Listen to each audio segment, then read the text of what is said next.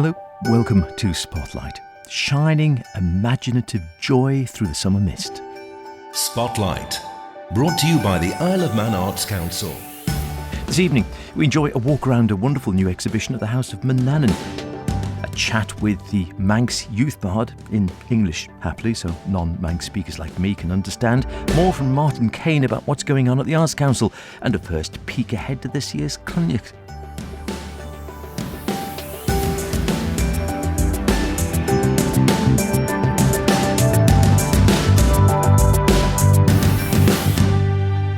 Remember, do get in touch with any creative artistic endeavours you might be involved in, planning, hoping to create, or would really like to put in the spotlight this programme.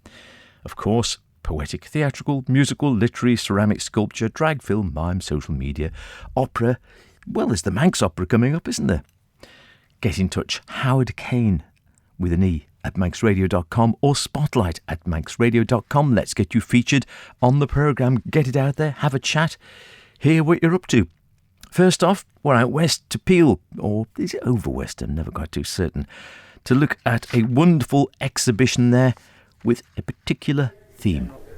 So come over to the House of Manannan to see the latest exhibition there, which is Traces, if you've not been down, and it is the Creative Network with a curated exhibition down here on the theme of traces. Take that as you will. Fascinating stuff. We've just been having a walk around with a couple of members of the Creative Network, and I'll just get a bit of background first. Myra, introduce yourself. Well, I'm Myra Gilbert, and I'm a member of the Creative Network on the Isle of Man. And just give us a bit of the history. It's been around for, 15 years, more or less? 2012 we started. We were looking for new places to show work because we felt there's a bit of a dearth of suitable spaces, and so we started with an open studio event in Peel, and it's grown from that, from about 40 artists to begin with to about 75 artists now. And in this exhibition there's 28 artists and 41 pieces of work, and we've had it externally curated so that there's a fresh view on the actual theme that we've set, which is how you would respond to the term traces, which is quite a broad theme. And who chose the theme? You did? I did, yes. Oh, was it you?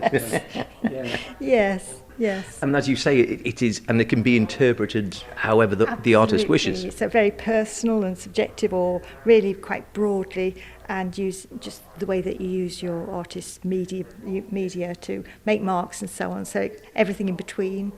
I don't think any two pieces of work sort of mirror each other. And we've had about a year to work on it, so we were quite pleased with the response. And then when you actually have it together like this, and the curators met each other at last for the first time, they did a digital curation at a distance to start with. It's really been surprising how well it's come back to its theme as a group of work. It does look lovely, I must admit, and we just had a quick walk around to catch some of the artists, and we have another member of the Creative Network here. Would you just like to introduce yourself? I'm Paul Ford, member of the Creative Network.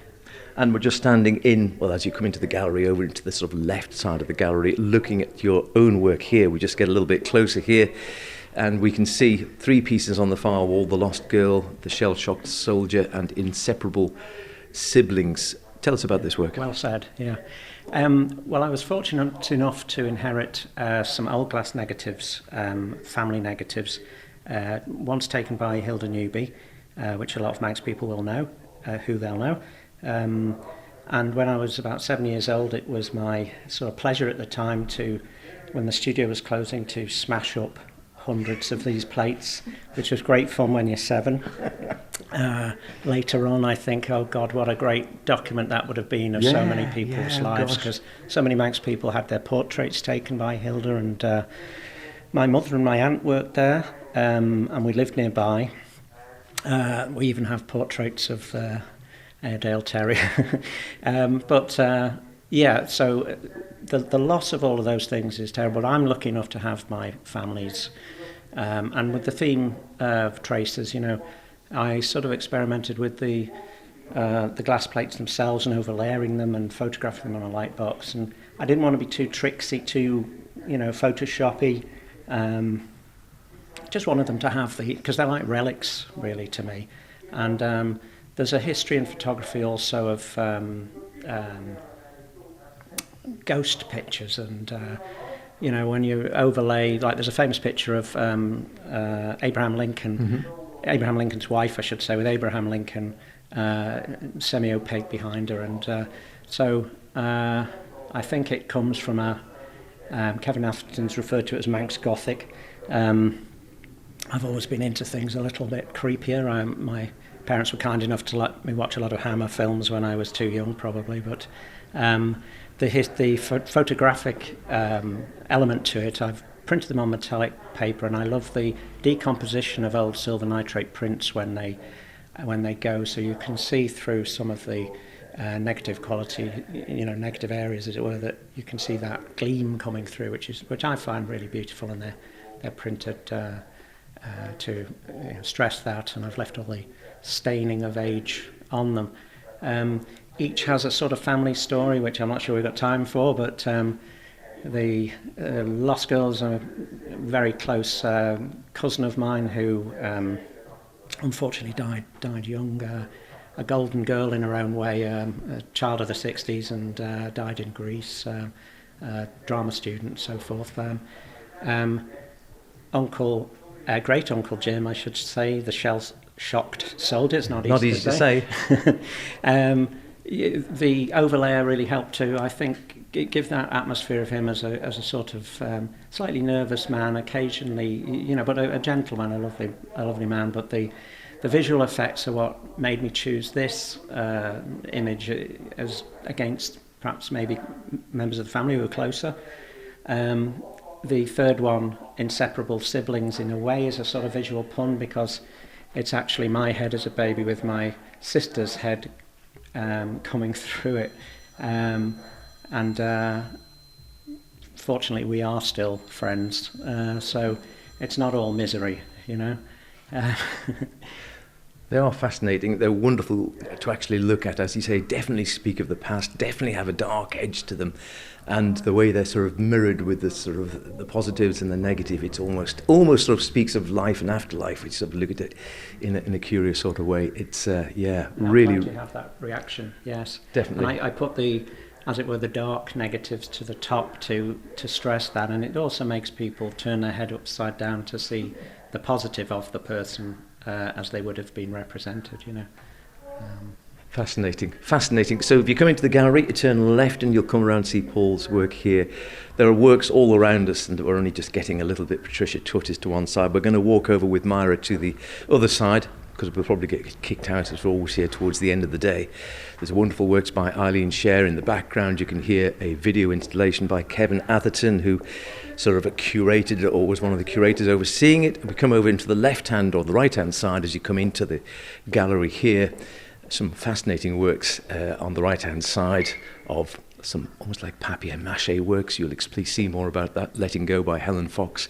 Take Home a Teenager. Yeah, I do mean that. And some of them have been taken home. It's spooky and a bit scary. Teenage Traces by Janet Corran. The Creative Network, wonderful organisation, and indeed really creative. Thanks to Myra and Paul for showing me around. We'll hear more from Myra next week and look at her work in the exhibition. Spotlight, brought to you by the Isle of Man Arts Council. A bit more from our wonderful sponsors at the Isle of Man Arts Council now. They're always there in the background supporting so many artistic endeavours. Now, before the Traces exhibition at the House of Manannan, there was a truly amazing exhibition which featured works which were part of the Isle of Man's National Loan Collection, which have works in public places all over the place. But there was a whole load of them gathered together. Terrific stuff if you didn't see it. World famous artists such as the recently deceased David Hockney. If you missed that, however, fear not, as Martyn told me, there will be other chances to see some of the artworks, or indeed online, all of the artworks. Yeah, absolutely. So we'll be doing a thing with Manx National Heritage where every other year we'll do a big exhibition like the one that's on now. But in the meantime with those, there'll be more things like talks and workshops, introducing people to the collection, spaces that we'll loan out to other exhibitions, works as well. And also we do have a digitised version of the collection too, so you'll be able to see whereabouts in the island they are. So if you have, if you ever wanted to see a Picasso in real life, you'll be able to see where that is on loan. And then if it's somewhere that's not as publicly accessible, you can always get in touch with the team here, and we can look to arrange to do a little private viewing of it. And the digital, that's via the Arts Council website? Yes, yeah. So it's just iomarts.com/loan. Brilliant idea. Just turning on to the sort of the bread and butter, as it were, of a lot of the work the council does down here, which is the funding, which goes throughout the year, of course. I know there's been some special funding when we're leading up to the last year or so, but throughout year in, year out, there is the sort of rounds of funding people can put in for, whether that's travel or bursaries or to help with artistic projects. Whereabouts are we at the moment on that scale? So with our regular funding, our grants and our underwrites, our creative industries funding and our film funding, there's a couple more left this year. So the next one to really look out for, the deadline for applications is the 17th of July, and that's for a meeting on the 7th of August. That one also includes in our student awards fund, which we have. So that's a hard deadline for any students that are looking to go away. We have these £10,000 grants that we give out to 6 students a year. So that 17th of July is the deadline for that one. Other than that, our travel grant one rolls as normal, so you can apply any time. And essentially, when we get kind of a handful of applications together, we get council together to make their approvals or declines on those. And the 17th of July, that's coming up rapidly on the rails, no doubt. Anyone listening to this and thinking, you know what, might be something of interest, is that all available online? Can they come in and have a chat?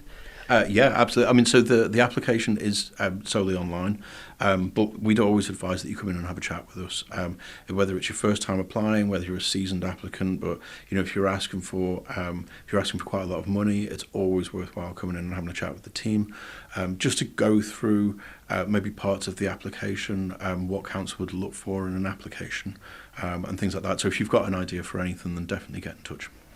So that's always the place to go in the first instance. Take a look. A lot of the information there online, but as you say, you're never far away. If you don't know where it is, go into the Villa Arcade, go up to the top on the left and up the steps, turn left, and you're always welcome. There's usually someone manning the office, and you can have a chat with someone, whether it's about an idea you have, something artistic, or indeed any of the funding applications. There's always someone there who'll be able to have a word. Yeah, absolutely. And if for whatever reason, when we're finishing the exhibition that we spoke about, there might be a day or two when some of us are out of the office taking the exhibition down. There'll always be little things like that. You can always come in and just book in a time to come and speak to one of us as well. Great, good for a catch-up, and hopefully we'll go and have a chat with you again in a few weeks' time and see how things are going before we know it, the summer will be been and gone and we'll be talking Christmas. Absolutely. And we'll be talking to Arts Development Manager at the Arts Council, Jim Rawson, in the next couple of weeks. We had a lovely poem from the Manx Youth Bard, Matilda Watson, last week. Matilda writes in the Manx language itself, of course, which makes her work unique in the bardic annals, to the best of my knowledge. I asked her how this Manx poetry had come about. Well, I went to the Bunscoil, and poetry was quite a big part of the Bunscoil. Annie Kizik was my year 5 and 6 teacher, and obviously she was a Manx youth. She was a Manx bard. Absolutely, a Manx bard, and also a fine poet. Yes, very much so. So was she an inspiration? Yeah, one of them. Yeah, she definitely was. Because I remember we would always write poems in Bunscoil. Like, it was for the folk awards, for everything. We were just always writing poems. So I think it's really interesting to see how much that sort of influenced my poetry as part of just associating Manx with poems, because I wrote them all in primary school. Yeah. And is it more difficult to actually rhyme in Manx because it's perhaps not as sort of as romantic a language as English? Is it harder, or do you not go for rhymes in the same way, or how does that work for you? Well, personally, my brain sort of just finds the rhymes. Like, if I think of a word, I just sort of go into it, like ben, nen, it just sort of kind of rolls off my brain sometimes. I'd say, personally, for me, rhyming in Manx can be a little bit easier than in English sometimes. Easier? Oh, yeah. That's interesting. Right. Why do you think that is? Any thoughts? Oh, absolutely no clue. Straight, nice, good, straight, honest answer. And what about inspiration? Where do you draw your inspiration for your poetry? Oh, everywhere. I'd say the Isle of Man and Manx is definitely a big part of that, but also other poets. I like poems from, like, especially, like, Irish poets, like Dara Fleming. He's very good. You know, when people have sort of been, like, with their culture, when it's so far away, but they pull it back, that's sort of a big inspiration for me. And are you a keen reader of other people's poetry? I prefer to listen to other people's poetry, so I like poems that I find online. I like listening to those specifically. Okay. And when it comes to your writing, again, this always interests me. What's your writing process when it comes to poetry? Because I know I've spoken to a lot of poets on this programme over the years, both youth bards and Manx bards and people who aren't bards at all. And everyone has their own unique way of writing poetry. Some, it sort of comes in the middle of the night and they might scribble something down. There was one person, I'm trying to think who it was, one of the youth bards, who said, I write mostly on the bus, and quite often I write on the way to school, whatever, and I quite often get things there. Other people might put aside a time a day to try and write something, or something just fires into their head and the poem's almost there, fully formed. How's it work for you? Well, for me, I think a lot of it's just a way to sort of express myself. Specifically when I'm, like, out with my friends or something, they don't want to hear all my blabbering on about things. Oh, they might. So I just sort of, like, turn my thoughts into sort of poems. It's not really a process, they just sort of happen in my brain all the time. So I just write down the ones that I like, really. Yeah, which seems fair enough. And is it something, do you find yourself composing poems on a sort of daily basis, or does it just happen as and when, or do you try and write something every day? It just sort of happens as and when, like, just randomly. Can be quite annoying sometimes, you know, when you just like, oh my god, now I need to go and write this one down. Yeah. I need to go and find like a pen or my phone or something to write something down. Scribble. I was going to say, do you write on, some people do write on purely on their phone, others love to keep a notebook. Are you a bit of both, or neither? Or I prefer writing on paper, but it's normally just handier if I have my phone on me to write something down quickly. And what about the performance aspect? Because again, this is something which is quite common. Obviously, lots of people write poetry. Not always, though, do they perform it? Well, I don't know. I'd never really performed my poetry before, but I recently did. I read a poem for the Manx Folk Awards concert in Peel, and I really enjoyed it. I think I got a lot of confidence for my robes, especially. But you know, oh really? Yeah. Oh right, yeah, okay. I quite enjoyed it. It's definitely something I'm looking forward to doing more of. Yeah. And do people come and talk to you about the work afterwards? And yeah, sometimes. I've got quite a lot of people come up to me like, oh, what did you say? I have no idea what you just said, and they want some kind of translation. That is always the problem if you're not bilingual in Manx and English. I suppose that you're doing a piece and people will be listening, thinking, well, it sounds very nice, but I've no idea what Matilda's talking about. I've gotten that quite a lot.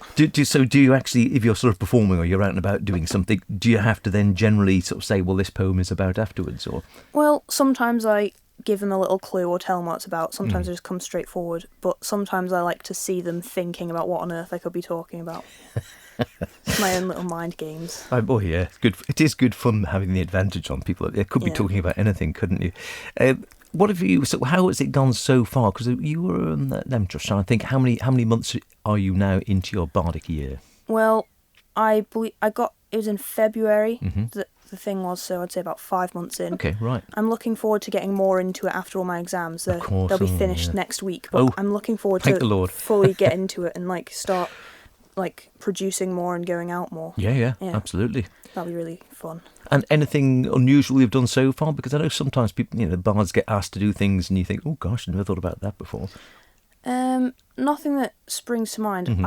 I was asked to adjudicate one of the folk awards competitions because they were reading one of my poems. Wow. So that was fun. Yeah, that was, yeah, especially because I've done the folk awards before. I was to be on the other side of it. It's a lot more stressful to adjudicate than it is to perform, I would say. Yeah. You get all these wonderful like people like reading poems and you're like, oh my god, they're all so brilliant, I don't know who to choose. And what's it like hearing your work done by someone else?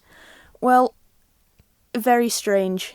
It was very awkward, but they were all just such great kids doing it. So they made it very easy. It was very difficult to judge, but they made it very easy to listen to.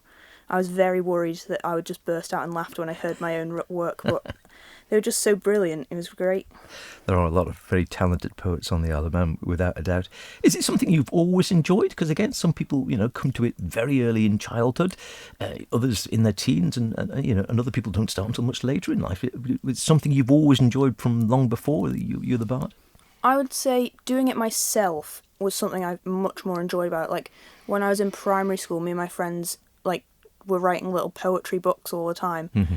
I didn't enjoy it when we had to, go through and analyse all the poems, because I thought it just sort of took all the fun out of it. I like to just hear it and, oh, I guess that's about that, and then move on. I don't like going into it and, picking out little details. No, I'm with you there. I never enjoyed that much of it. I wasn't very good at it either, but I just like to hear it and sort of let it wash over me, and absolutely. Yeah. Well, listen, can you give us a poem then of your choice, and we will also ask for a translation as well, because I'm sure there will be people listening who will speak fluent Manx, like Annie. Unfortunately, I'm not one of them, so yes, I'd need to know what it was about as well. Well, I thought I would do two, if that's Please okay. do, absolutely. This first one is called Gilg, and I wrote it in primary school for the Manx Folk Awards, actually. And it was one of the poems I used to enter the competition to be the bard. It's probably one of my favourite ones I've written. But Marvellous. This is Gilg. To Gilg Ledger, Anjay Manning, Anjay McCree. Doughty Riol, Fain Skeeladach. As Tred Hammy Smunnick Denuri, Tamiont Sail Elia. Sail Pijigach as Len de Vrie. Sail Jesh as Manra. Setail Gloroil Shore, Tanaletter and Gilg, Downce McGeert. Aston Vunskol, Goyle Morn. Right, now then, give us the translation if you'd be so kind. So, roughly translated, it's Manx is strong, part of man, part of my heart. To me she is royal, a fairy tale, and when I think of her, I am in a different world, a magical world, full of life, a nice happy world. In this glorious world, the Manx letters dance around and the Bunskull takes pride. Wonderful stuff, and she's a great speaker. Look out for her performing at various events around the island in months ahead, and we will, of course, feature her again here on Spotlight before her bardic year is out. Staying with Manx, well, why not? It's the year of the Manx language. Things don't get much Manxer than Yn Chrunniaght, the annual gathering in the Manx summer, such as it is, the summer that is, not the gathering. And here's a woman who knows more than most about this year's happening. Dr. Chloe Woolley, Manx Music Development Officer for Culture Fannin and Committee Member for Yn Chrunniaght. Aha, well said. And it is Yn Chrunniaght time again coming up. It comes around very quickly. It must be. I'm sure they're sneaking in an exit Yn Chrunniaght every year. Here we are again, though, coming up. Oh, what's going to be happening this year? Well, Yn Chrunniaght Celtic Gathering starts on Monday, the 27th of July and finishes on August the 2nd, which is a Sunday and also happens to be Peel Carnival. So we've got a week full of amazing events, ticketed concerts and ceilidhs, but loads and loads of free activities and performances happening all around Peel and Douglas. With some festival friend events programmed in Mackald and sessions in Castletown. So plenty going on. So it's more of an island-wide thing now? Well, it's mainly based in Peel, and we've kind of tried to make Peel a bit of a Celtic village, so people can come on holiday or just travel over for the day and the evening and take part in lots of different things, and it's walkable. Culture Fannin also got their Manx language summer school, so those students will be learning in the morning and then they can pop down the House of Manana in the afternoon or go along to a session and then stay for the evening events. Got some great concerts and ceilidhs going on. And do you think is it aimed principally at those people who are already interested in the Celtic language, the Manx language and sort of Celtic culture and studies, or really for people who might want to find out more, have no knowledge about it? I think it's for everyone, really. We've got very specialist events happening. So, for instance, we're hosting the launch of a Manx Gaelic edition of the International Journal of the Sociology of Language. So that's a very specialist thing. But at the same time, we'll have beginners tin whistle lessons. And you doing those? Laura's going to teach those. Laura Rolls from Man and Music is kindly going to do those. Then, of course, ceilidh dancing is very accessible, and Manx dancing is really enjoying a bit of a renaissance at the moment. Yeah, it's amazing. Loads of people are getting involved in Manx dancing. So we've got 2 ceilidhs in the cathedral this year. On the Wednesday evening, we've got a nautical themed concert in ceilidh. So we'll be starting with the Mollig Band. We've also got Scran, local youth group are playing. But we've got a ceilidh caller from Scotland coming over called Sandy Breakin. And he's very well known in Scottish music, plays the accordion, but also calls the dancers. And that's an optional fancy dress. So if anyone wants to put their captain's hat on, they could come along to that. We've got a bit of a sea theme throughout the week, actually, in many ways. On the Thursday night, we've got our Celtic Songs of the Sea variety concert, and that'll be in the Centenary Centre. So that's it.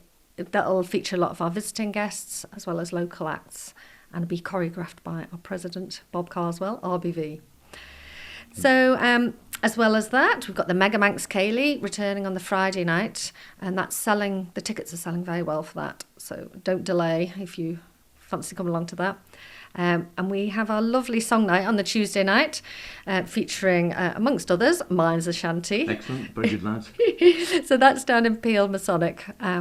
And that's a nice opportunity to join in with the choruses. So we'll have some of our visiting groups performing at that, as well as local acts, and that'd be lovely. On the Monday, to start the festival, actually, we're going in a funny order.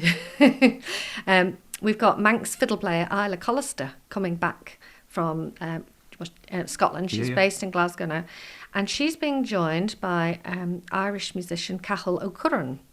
And this is an evening sponsored by Culture Ireland, actually. And they've been exploring the links between Donegal, which is where he's from, and the Isle of Man.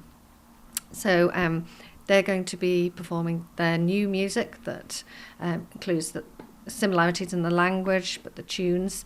Scran are going to join them on stage for a couple of numbers. And another young Manx band called Yn Chrunniaght, they're going to be performing as well. So that'll be a lovely start to the festival on the Monday night. I always think of Peel as a bit of a Celtic village. It has to be said whether the Chrunniacht's on or not. More from Chloe in a week's time. That's about it for this week, though. See you next week. We'll be catching up with the accidental author Rob Cowley once more to hear about the Big Book of Magical Manx Tales Volume 2. In the meantime, be good, whatever you're doing. Be creative about it. Emu.